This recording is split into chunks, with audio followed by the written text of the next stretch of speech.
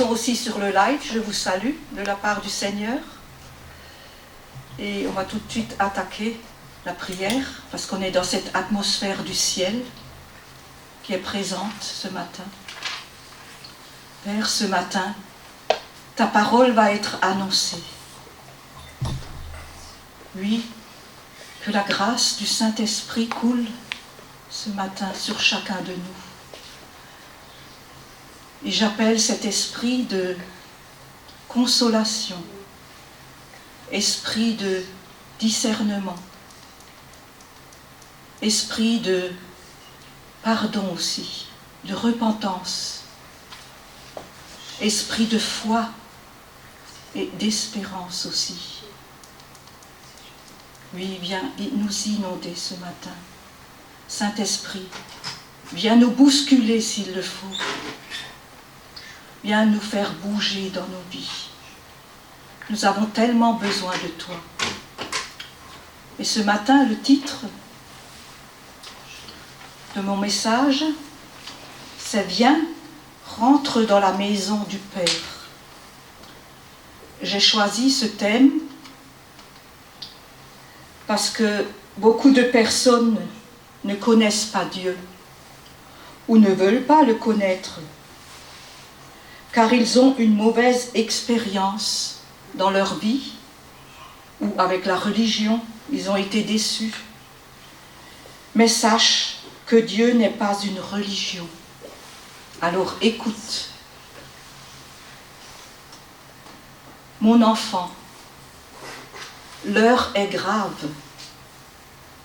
Il y a des ténèbres. La nuit est avancée. Rentre dans la maison de ton Père. Il t'attend depuis si longtemps. Tu as tout dilapidé. Tu as peut-être faim. Peut-être es-tu en haillons, sur la paille, sans un sou. Alors écoute. Jésus raconte une parabole en Luc 15, de 11 à 24. Jésus dit, « Un homme avait 2 fils. Le plus jeune dit à son père, « Mon père, donne-moi la part de bien qui doit me revenir. » Et le père leur partagea son bien. Peu de jours après, le plus jeune fils, ayant tout ramassé, partit pour un pays éloigné, où il dissipa son bien en vivant dans la débauche. Lorsqu'il eut tout dépensé, une grande famine survint sur ce pays, et il commença à se trouver dans le besoin. Il alla se mettre au service d'un des habitants du pays, qu'il envoya dans ses champs garder ses pourceaux. Il aurait bien voulu se rassasier des carouges que mangeaient les pourceaux, mais personne ne lui en donnait. Étant rentré en lui-même, il se dit, « Combien de mercenaires chez mon père ont du pain en abondance, et moi, ici, je meurs de faim. Je me lèverai, j'irai vers mon père et je lui dirai, « Père, j'ai péché contre le ciel et contre toi. Je ne suis plus digne d'être appelé ton fils. Traite-moi comme l'un de tes mercenaires. » Il se leva et alla vers son père. Comme il était encore loin, son père le vit et fut ému de compassion. Il courut se jeter à son cou et le baisa. Et je le répète une deuxième fois. Et il se leva et alla vers son père. Comme il était encore loin, son père le vit et fut ému de compassion. Il courut se jeter à son cou et le baisa. Vous voyez, le père court vers l'enfant. Je cours vers le père, n'est-ce pas Joël? Le fils lui dit, « Mon père, j'ai péché contre le ciel et contre toi. Je ne suis plus digne d'être appelé ton fils. » Mais le père dit à ses serviteurs, « Apportez vite la plus belle robe et l'en revêtez. Mettez-lui un anneau au doigt et des souliers aux pieds. Amenez le veau gras et tuez-le. Mangeons et réjouissons-nous. Car mon fils que voici était mort, et il est revenu à la vie.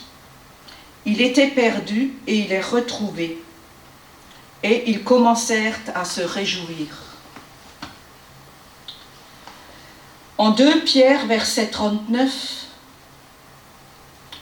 le Seigneur ne tarde pas dans l'accomplissement comme quelques-uns le croient, mais il use de patience envers vous, ne voulant qu'aucun ne périsse, mais voulant que tous arrivent à la repentance. 1 Timothée 2, verset 4, Dieu veut que tous les hommes soient sauvés et parviennent à la connaissance de la vérité. C'est vrai, Dieu n'a pas le même amour pour le pécheur irrégénéré que pour celui qui est en Christ, né de nouveau, qui est devenu une nouvelle créature. Mais Dieu s'intéresse particulièrement aux perdus. Luc 15, verset 5, je vous le dis, il y aura plus de joie au ciel pour un seul pécheur qui se repent que pour 99 justes qui n'ont pas besoin de repentance. Un père comprendra facilement quel est l'amour spécial qu'il porte à son vrai fils et celui qu'il a pour l'enfant prodigue.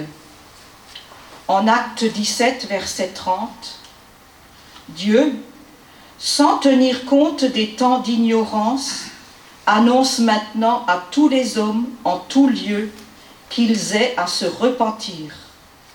Mais qu'est-ce que la repentance? Qu'est-ce que se repentir? Se repentir, c'est changer d'avis, changer sa façon de voir, faire demi-tour, changer de vie, s'engager sur un chemin de sainteté.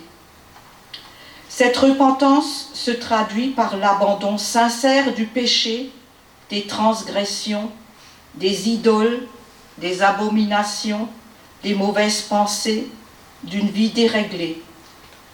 Ésaïe 55, verset 7, que le méchant abandonne sa voie et l'homme d'iniquité ses pensées, qu'il retourne à l'Éternel qui aura pitié de lui, à notre Dieu qui ne se lasse pas de pardonner.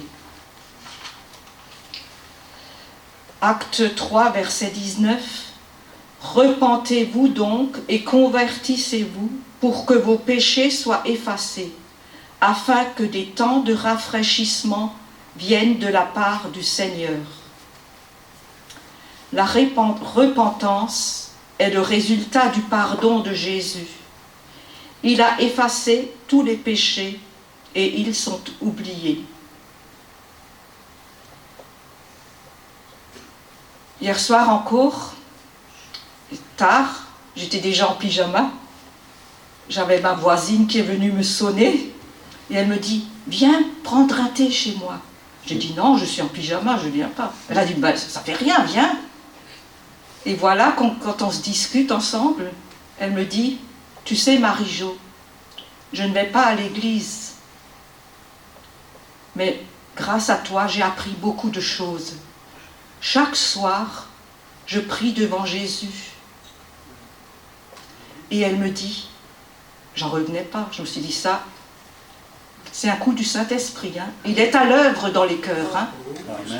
Alors que nous, on choisit les brebis que le Seigneur met sur notre route. On dit, ah, celle-là ne nous plaît pas, celle-là est trop péchée, celle-là est comme ça. Non, on a à répondre devant le Seigneur parce qu'on ne s'est pas occupé d'elle. Ça fait des années que je m'occupe d'elle, des années. Et le Seigneur m'a montré la glace, une glace très épaisse. Et il m'a montré, j'étais avec un marteau et un burin et je faisais un trou pour que la glace fasse prise. Et elle commençait à dégager la glace, ça commençait à céder. Et il m'a montré ça, la même chose sur un mur. Des fois, quand on est face à des personnes qui sont dures, comme un mur, tu prends le burin et puis tu tapes avec le marteau et tu fais prise. Le mur commence à se lézarder et tôt ou tard, il va céder. Et elle me dit, Marie-Jo, tu peux me dire ce que ça veut dire J'ai dit, miséricorde, oui. Qu'est-ce que ça veut dire? Alors je lui ai expliqué, je lui ai montré. Si tu es dans un puits, tout au fond du puits, et que tu ne peux plus sortir avec ta misère, Dieu te tend une corde pour te sortir. Il y a misère et il y a corde dans le mot de miséricorde. J'ai dit, c'est la bonté, c'est l'amour, et c'est la bonté et la grâce de Dieu. Elle ne comprend pas bien parce qu'elle a des problèmes de langue. Mais on se comprend bien. Ça fait des années que, des fois je lui parlais de Jésus, elle changeait de conversation. Et je me dis, mais c'est pas possible. Et alors je me suis des fois même énervée. Des fois on dit, oh mais c'est pas la peine de continuer avec celui-là, il n'écoute pas.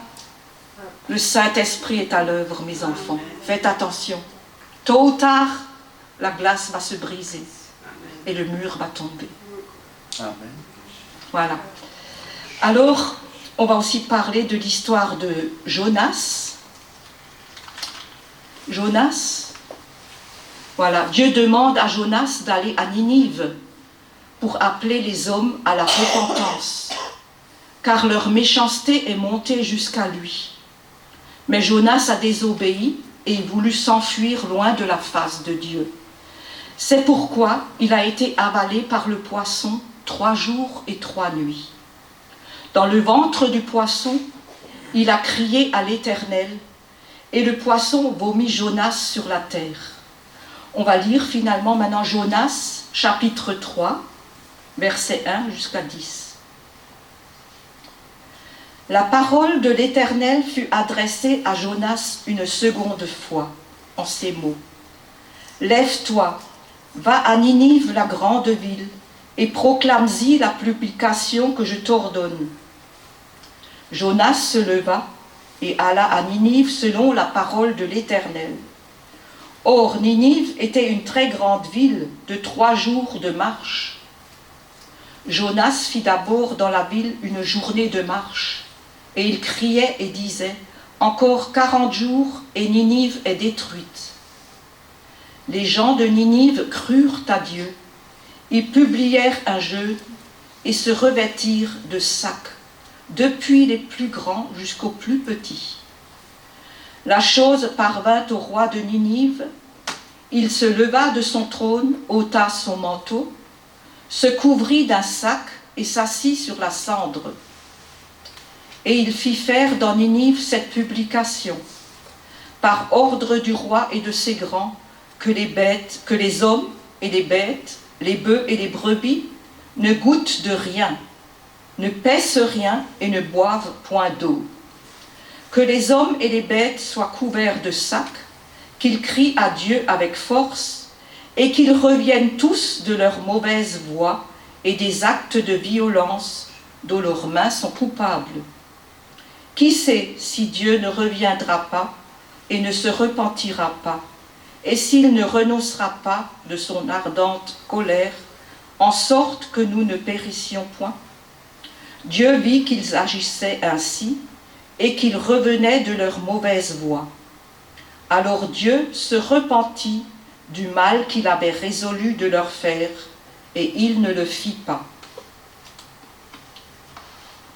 Et la conclusion de Jonas, il dit, « Je savais que tu étais un Dieu compatissant. » Dieu ne réserve pas son amour et son salut exclusivement à ceux qui croient déjà en lui, mais aussi aux étrangers repentants de tous les temps. En Jean 10, verset 16, Jésus dit, « J'ai encore d'autres brebis qui ne sont pas de cette bergerie. Celles-là, il faut que je les mène, que je les amène. Elles entendront ma voix, et il y aura un seul berger et un seul troupeau. Christ est le bon berger qui entre par la porte. » Jean 10, verset 2. « Mais celui qui entre par la porte est le berger des brebis. » Jésus est la porte et aussi le berger. Ézéchiel 34, versets 15 à 16. « C'est moi qui ferai paître mes brebis, c'est moi qui les ferai reposer, dit le Seigneur l'Éternel. Je chercherai celle qui était perdue, je ramènerai celle qui était égarée, je panserai celle qui est blessée, je fortifierai celle qui est malade, mais je détruirai celles qui sont grasses et vigoureuses. Je veux les paître avec justice. Il y a beaucoup de personnes qui ne connaissent pas Dieu comme Père et qui refusent même de le connaître à cause de blessures, rejet du Père à cause de maltraitance dans l'enfance. Ils ont une mauvaise image de leur Père charnel. Mais Jésus est l'image de l'amour du Père, car Dieu a tant aimé le monde qu'il a donné son Fils unique, afin que quiconque croit en lui ne périsse pas, mais qu'il ait la vie éternelle. C'est en Jean 3, verset 16.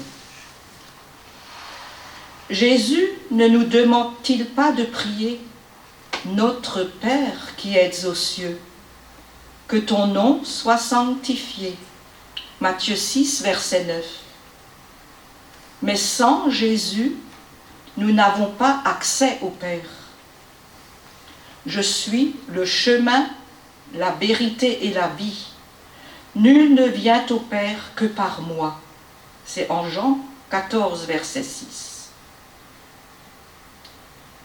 Accepte Jésus dans ton cœur. Donne ta vie, quelle qu'elle soit. Jésus veut te rejoindre là où tu en es, en lui donnant le contrôle de ta vie, car il est plus fort que tes raisonnements, tes problèmes, il est vainqueur. Jésus s'est offert comme victime pour nos péchés. Il a versé son sang, et son sang est suffisant, comme nous le chantons souvent. Jésus a fait la paix par le sang de la croix. Il a réconcilié les croyants dans le corps de sa chair par sa mort. Éphésiens 1, verset 7. En lui, nous avons la rédemption par son sang, la rémission des péchés selon la richesse de sa grâce. Le pardon n'est pas une chose que les croyants ont à acquérir.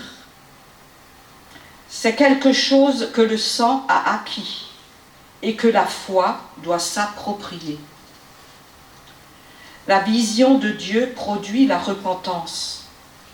Donc, si nous voulons amener les âmes à la repentance, nous devons les mettre face à face avec Dieu, leur montrer le Dieu révélé dans sa parole. Mais cela doit se faire uniquement dans la puissance et sous la direction du Saint-Esprit par des hommes et des femmes remplis du Saint-Esprit. Le Saint-Esprit est pour tous ceux qui se repentent et qui sont baptisés au nom de Jésus-Christ. C'est à eux de s'en emparer. Acte 3, verset 19. La repentance est une des conditions primordiales pour recevoir le Saint-Esprit.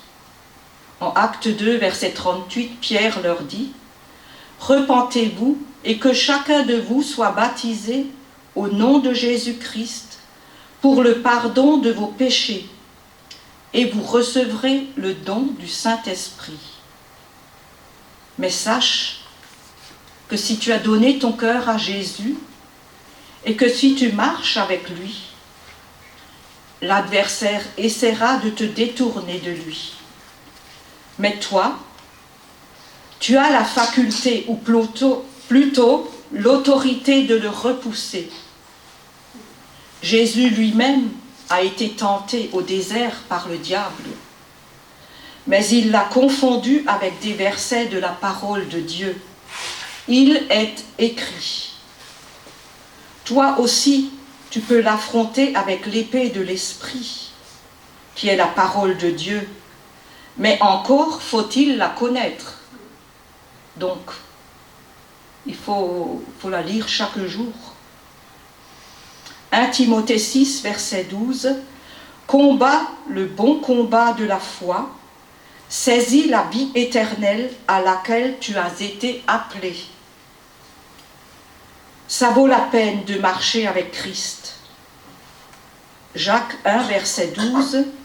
Heureux l'homme qui supporte patiemment la tentation, car après avoir été éprouvé, il recevra la couronne de la vie que le Seigneur a promise à ceux qui l'aiment.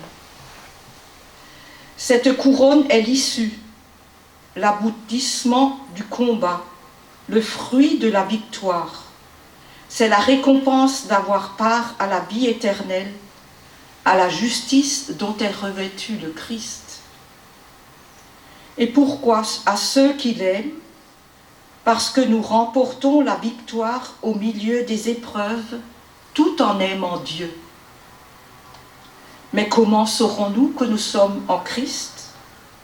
1 Jean 2, versets 5 et 6. Celui qui garde sa parole, l'amour de Dieu est véritablement parfait en lui. Par là, nous savons que nous sommes en lui. Celui qui dit qu'il demeure en lui doit marcher aussi comme il a marché lui-même. Je vais vous donner un petit exemple. J'aime beaucoup ce pasteur, il y en a qui le connaissent, Richard Wurmbrandt. C'était un pasteur luthérien qui, entre 1948 et 1964, a passé 14 années dans les prisons communistes de la Roumanie. Il a eu des tortures physiques et morales, lavage de cerveau. Sa force, son courage, son caractère et son espérance ne l'abandonnèrent pas devant ses bourreaux. On le laissa enfermer 3 ans seul dans une cellule de 3 mètres sur 3 à 10 mètres sous terre. Pendant 2 autres années, il était aussi à l'agonie dans la chambre de la mort, ainsi nommée parce que nul avant lui n'en était sorti vivant. Il gardait sa foi en Dieu. Et il racontait aussi l'histoire de l'unique fille de Staline qui s'est convertie au Seigneur. L'unique fille de Staline, Staline était le plus grand ennemi des chrétiens. Et sa fille a été élevée dans le communisme. Et elle disait après, la plus grande force, la plus grande arme qu'elle disait, ce n'est pas la bombe atomique, mais c'est l'amour de Christ. L'amour de Jésus-Christ. Vous voyez le Seigneur, comme il peut changer les gens. Ouais. Alors, il disait aussi, voilà, pendant la distribution des rations de pain, il y avait un des prisonniers qui voulait le rouler. Mais Richard lui dit, « Je sais que tu as tellement faim. Prends aussi mon pain. » Alors, un jour, qu'il s'adressait à un petit groupe de prisonniers, l'un d'eux lui posa la question. « Je sais presque tout ce que Jésus a dit, mais je me demande encore ce qu'il était en tant qu'homme. » Et le pasteur répondit simplement, « Jésus était comme moi. » L'homme, qui avait si souvent bénéficié de sa bonté, lui répondit en souriant, « Mais si Christ était comme vous, alors je l'aime. » Mais pour moi, voilà ce que c'est que d'être chrétien. Il disait que croire en lui n'est pas si extraordinaire, mais devenir comme lui est vraiment extraordinaire. D'où l'importance de marcher dans les traces de Jésus et de lui ressembler. Philippiens 2, verset 5. Ayez en vous les sentiments qui étaient en Jésus-Christ. C'est vrai qu'on doit ressembler à Jésus. Si on veut donner un bon témoignage auprès de nos semblables, devenir comme Jésus. mourir à soi-même. Et pas toujours vouloir être le premier partout. Laisser la place aux autres. Tu as faim, je te donne mon pain. Il s'est privé du pain pour un autre. Il est important d'avoir une relation quotidienne avec ton Dieu.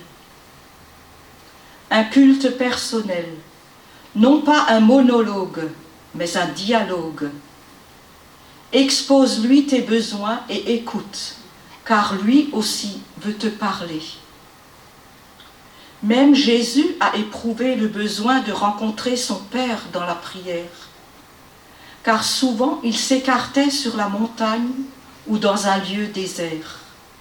Matthieu 6, versets 5 à 7. Mais quand tu pries, entre dans ta chambre, ferme ta porte et prie ton Père qui est là dans le lieu secret. Et ton Père qui voit dans le secret te le rendra. En priant, ne multipliez pas de vaines paroles comme les païens, qui s'imaginent qu'à force de paroles, ils seront exaucés. Ne leur ressemblez pas, car votre Père sait de quoi vous avez besoin avant que vous le lui demandiez. Mais quand tu pries, laisse jaillir et remonter ce qu'il y a au fond de votre cœur. Peut-être de la souffrance, de la tristesse, un appel au secours, de la reconnaissance, dis-lui merci, de la louange, élève ton Dieu, dis-lui qu'il est saint, qu'il est grand, qu'il est merveilleux, de l'adoration, etc. Je vais aussi vous parler, il y avait un homme qui disait, il faisait son culte chaque matin. Et avant de faire son culte, il préparait sa feuille et marquait dessus. Je vais lui demander ça, je vais lui demander ça, troisièmement ça, quatrièmement ça, cinquièmement ça. Tous les matins, il parlait avec son papa, il rabâchait, comme s'il allait au supermarché remplir son caddie. Et un beau jour, il a compris, il s'est assis, il a laissé sa liste à côté, et il a dit, papa, ce matin, je suis là, uniquement pour toi, pour t'écouter. Et alors il avait l'image du père qui pleurait, qui était ému, tellement ça lui a fait de la joie. Alors ne parlez pas tout le temps, mais écoutez, laissez parler. Laissez parler, Dieu vous parle, lui aussi a son mot à dire. Laissez-le parler, contemplez-le. Contemplez-le, restez là, dans la paix, et il parlera à votre cœur. Parce qu'avec Dieu, c'est une histoire d'amour. Je ne peux que t'encourager à chercher ce Père plein d'amour, qui ouvre ses bras, quel que soit ton état, malheureux, malade, pécheur. L'important, c'est de lui faire confiance et de lui dire « Abba, papa, j'ai besoin de toi. Transforme-moi. » Jésus a payé pour moi et grâce à lui, je suis devenu un de tes fils. Galates 3, verset 26. Car vous êtes tous fils de Dieu par la foi en Jésus-Christ. Dieu nous a adoptés. Dès le moment où nous lui avons dit oui, Dieu nous a adoptés. Parce qu'il y a beaucoup de gens qui ne reconnaissent pas le Seigneur, parce que Dieu est à l'origine, il est notre Créateur. Et s'ils ne reconnaissent pas le Créateur comme Père, ils sont en quelque sorte orphelins. Et ils cherchent inconsciemment ce Père dans d'autres choses, dans des idoles, dans je ne sais pas, le sport ou n'importe quoi. Ils cherchent la perfection, ils cherchent plein de choses, alors que c'est Dieu qui est à l'origine de tout. C'est l'amour du Père. Combien sont orphelins. Proverbe 2, versets 1 à 5. Mon fils, Si tu reçois mes paroles, et si tu gardes avec toi mes préceptes, si tu rends ton oreille attentive à la sagesse, et si tu inclines ton cœur à l'intelligence, oui, si tu appelles la sagesse, et si tu élèves ta voix vers l'intelligence, si tu la cherches comme l'argent, si tu la poursuis comme un trésor, alors tu comprendras la crainte de l'Éternel et tu trouveras la connaissance de Dieu. Il y a toujours des si, il y a toujours des conditions. Le salut est gratuit, mais il faut faire sa part aussi. Amen. Il ne faut pas dire, ça y est, c'est bon, je suis sauvé, c'est fini. Non, il faut se battre chaque jour. Et il y a des conditions. Il faut rechercher la sanctification, rechercher de plaire à Dieu. Rechercher la sanctification.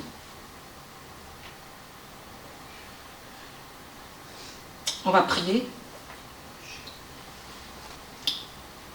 Père, Abba, Papa, je l'appelle Papa, c'est mon papa chéri. Ce matin, je te confie tous ceux qui se sont décidés à t'ouvrir la porte de leur cœur avec sincérité. Tous ceux qui se repentent, tous ceux qui veulent te servir, car tu vas commencer ton œuvre dans leur vie par l'action du Saint-Esprit. Oui, je le crois de tout mon cœur. Je le crois, Seigneur. Je te confie aussi ceux qui te cherchent, mais qui sont encore loin. Mais toi, Père, tu les guettes. Comme pour le fils prodigue, tu l'aperçois de loin. Et quand tu le vis, tu fus ému de compassion, car tu as hâte de le serrer dans tes bras. Il courut, se jeta à son cou et le baisa. Ne désespère pas, car Dieu est patient et miséricordieux, et il désire que tu passes l'éternité avec lui. Amen. Amen.